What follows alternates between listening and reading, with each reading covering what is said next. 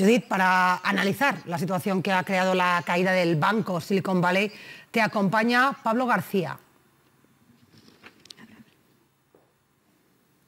Sí, tenemos por aquí a Pablo García de Ibacons Alpha Value. ¿Qué tal, Pablo? ¿Cómo estás? Hola, buenas tardes.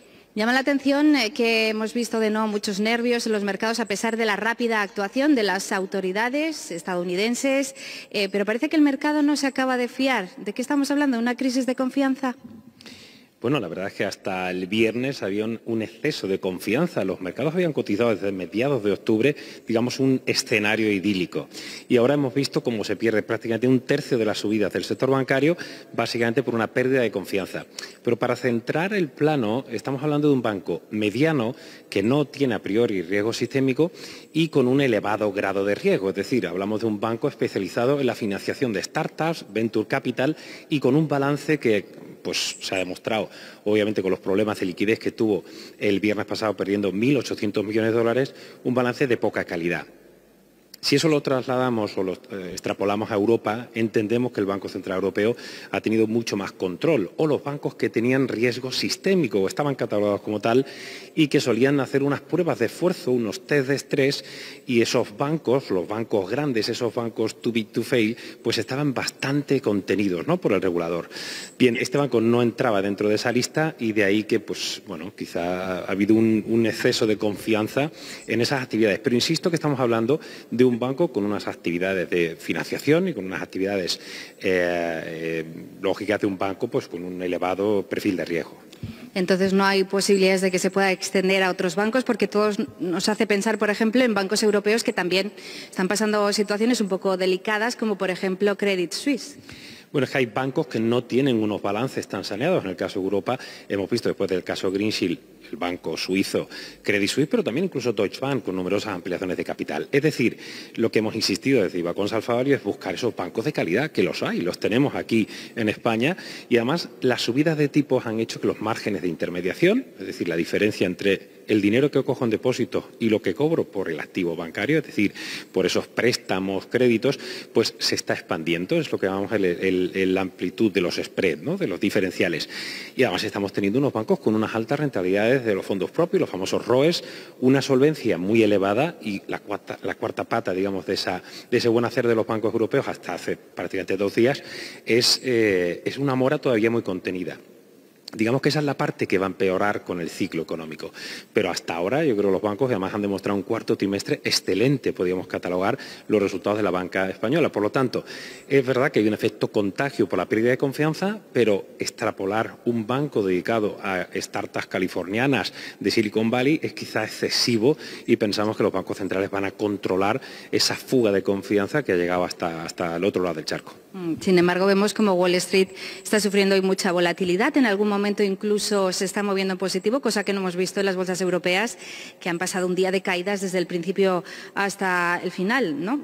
Llama la atención que aquí parece que somos más miedosos que al otro lado del Atlántico. Bueno, pero hay que entender que el Dow Jones de industriales estaba ya negativo en el year to day, lo que llamamos de ejercicio, y el Standard & Poor's se ha puesto hoy negativo, con el Hansen de Hong Kong también negativo. Y sin embargo, en Europa hasta la sesión de hoy estábamos creciendo a doble dígito.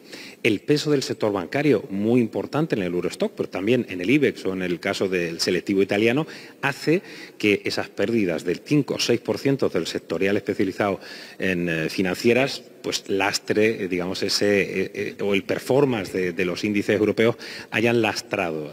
Pero insisto que teníamos desde el 12 de octubre, habíamos tenido una evolución extraordinaria y justificada con la subida de tipos. Esperemos que los bancos centrales no hagan un stop o no pivoten, como se dice ahora mucho en el argot, y sigamos subiendo los tipos. Es necesario que no olvidemos que lo importante es controlar la inflación y que este caso, aunque ha tenido ese efecto de pérdida de confianza, no es lo más relevante para el devenir de una economía que empieza a ser más restrictiva desde el punto de vista monetario y que hay que ajustar, sobre todo los inversores que nos están escuchando, ajustar sus posiciones a bancos y a empresas en sí que sean más sólidas porque vienen curvas en el camino.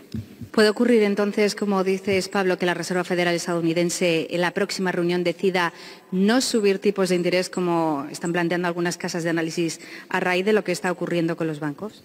Yo espero que no cambie el sesgo, pero es cierto que tenemos este jueves que Christine Lagarde ya había preanunciado 50 puntos básicos hasta el 3,5% y la FED la semana que viene, el 22 de marzo, bueno, pues hace tan solo 3 días veíamos como la probabilidad había escalado para 50 puntos básicos, ahora se ha dado la vuelta y los 25 puntos básicos vuelven a ser, digamos, el escenario más probable.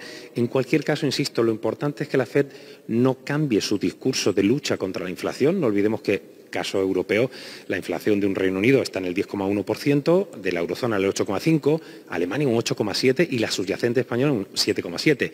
Allí están más cercanos al 6,5%, pero aún así es más del triple del objetivo del 2%.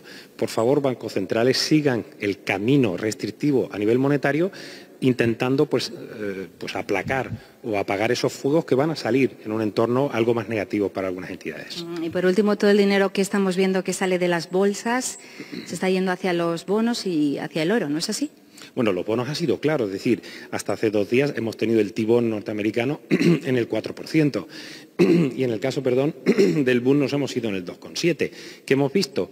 Que ha habido riesgo, que ha habido miedo y esa falta de confianza lo que ha provocado es salida de las rentabilidades y búsqueda comprando bonos y bajando por ende las rentabilidades. Y hoy el movimiento ha sido muy, muy abrupto. Incluso hemos visto una sesión el viernes pasado con el bono a 2 años norteamericano, yo diría que con una volatilidad extrema. El MOVE, que es la volatilidad de los bonos, y el PIX, en la volatilidad de la renta variable, están empezando a subir con fuerza, pero es que nos hemos acostumbrado, como decía al principio, a un best case escenario, un escenario idílico en el cual ni siquiera teníamos volatilidad.